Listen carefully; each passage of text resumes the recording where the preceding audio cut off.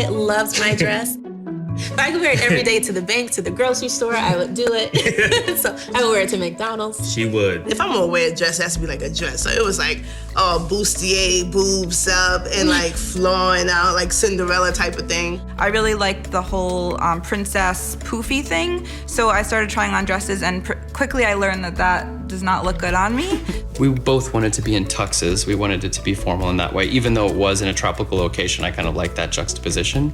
So I kind of had always secretly planned that if that day would come, that I wouldn't get married in white. There were tears. Yeah, I think we cried like all together. Went home, drank some wine, and then just ordered a dress online. The best thing about wedding fashion right now is that there are so many more options for women and men alike.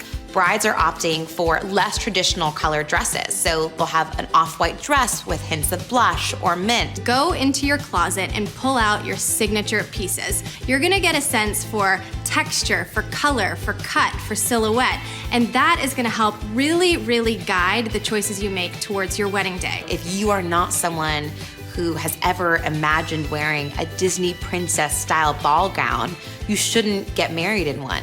You should wear what feels good for you. And if that is a romper or a pantsuit or a red, crazy sparkly dress, wear it.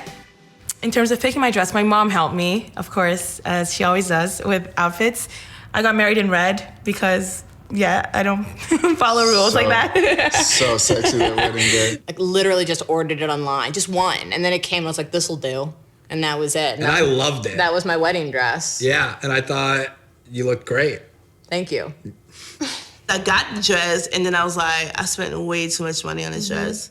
And then I went back, picked out another dress, and then I was like, I really don't like that other dress. So I returned that dress and went back and got the dress that I wanted, and it was like perfect. There's a few things I think you can do to take the edge off. The first is to go in with a general sense of what you like, but have an open mind. The second is to not allow your stylist to bring you anything that surpasses your budget, because that brings on so much added stress. And the third is to keep your posse, the people that are gonna give you feedback, to a very small minimum. As far as picking out our outfits, Pinterest became really helpful. What's funny is I tried on a white dinner jacket at the same time, and he was like, it looks nice, but are you really gonna wear the same thing as me?